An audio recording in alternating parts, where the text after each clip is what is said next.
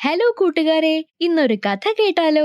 മുക്കോലൻ നീർക്കോലിയും നങ്ങേലി ചെമ്പോത്തും പണ്ടുമുതലേ വലിയ കൂട്ടുകാരായിരുന്നു. മുക്കോലൻ നീർക്കോലി ഒരു വലിയ കുളത്തിലും നങ്ങേലി ചെമ്പോത്ത് ആ കുളത്തിനരികെയുള്ള ഒരു പൊന്തക്കാട്ടിലുമായിരുന്നു താമസം. രണ്ടുപേരും അവരുടെ വീടുകളിലെ വിശേഷ ദിവസങ്ങളിൽ പരസ്പരം വിരുന്നു പോവുകയും സൽക്കാരം നടത്തുകയും പതിവായിരുന്നു. രണ്ടുപേരും വളരെ നന്നായി ഭക്ഷണവും പാകം ചെയ്യും. മുക്കോലൻ നീർക്കോലി നല്ല രസഗുളയും നങ്ങേലി നല്ല പായസവും ഉണ്ടാക്കാൻ മിടുക്കരായിരുന്നു. മുക്കോലൻ നീർക്കോലി ആളൊരു വലിയ കൊതിയനുമായിരുന്നു കേട്ടോ.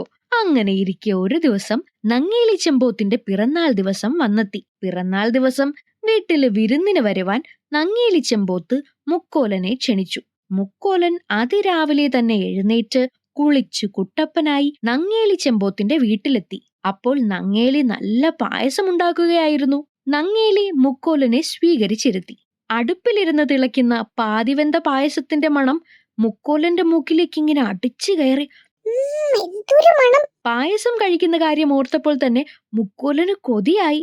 പക്ഷേ എന്ത് ചെയ്യാം, അപ്പോഴേക്കും നങ്ങേലിയുടെ അടുപ്പിലെ വിറക് തീർന്നുപോയിരുന്നു. നങ്ങേലി ആകെ വിഷമിച്ചു. ഇനി എങ്ങനെ പായസം വെക്കും? ഞാൻ പോയി വിറക് കൊണ്ടുവരട്ടെ, നീ ഇവിടെ ഇരിക്കണേ, നങ്ങേലി മുക്കോലനോട് പറഞ്ഞിട്ട് വിറക് തേടി പോയി. അധികം വൈകാതെ തന്നെ നങ്ങേലി ഒരു കെട്ട് വിറകുമായി തിരിച്ചെത്തി. അകത്തേക്ക് കയറിയ നങ്ങേലി കണ്ട കാഴ്ച എന്തെന്നോ? മുക്കോലൻ നീർക്കോലി അടുപ്പത്തിരുന്ന പായസം മുഴുവൻ കുടിച്ചു കഴിയാറായിരിക്കുന്നു. നങ്ങേലി ചെമ്പോത്തിന് ഭയങ്കര ദേഷ്യം വന്നു. ഞാൻ കഷ്ടപ്പെട്ടുണ്ടാക്കിയ പായസം മുഴുവൻ നീ ഒറ്റയ്ക്ക് കുടിച്ചോ? നങ്ങേലി മുക്കോലനോട് ദേഷ്യപ്പെട്ടു. എന്നിട്ട് കലത്തിൽ ബാക്കിയിരുന്ന ചൂട് പായസം എടുത്ത് മുക്കോലന്റെ പുറത്തേക്ക് ഒരൊറ്റ ഏറ്. പായസം ശരീരത്തിൽ വീണ മുക്കോലന്റെ ദേഹം മുഴുവൻ പൊള്ളി. മുക്കോലൻ നിലവിളിച്ചുകൊണ്ട് കുളത്തിലേക്ക് വേഗത്തിൽ ഇഴഞ്ഞുപോയി. നീർക്കോലികളുടെ പുറത്ത് വരയും കുറിയും പോലുള്ള പാടുകൾ ഉണ്ടായതെന്നാണ് കഥ. ദേഷ്യമടങ്ങാത്ത നങ്ങേലി ചെമ്പോത്ത് അന്നു മുതൽ കാണുന്ന നീർക്കോലികളെയെല്ലാം പിടിച്ചു തിന്നാൻ തുടങ്ങി. അപ്പോൾ കൂട്ടുകാരെ, ഇന്നത്തെ കഥ ഇഷ്ടമായോ?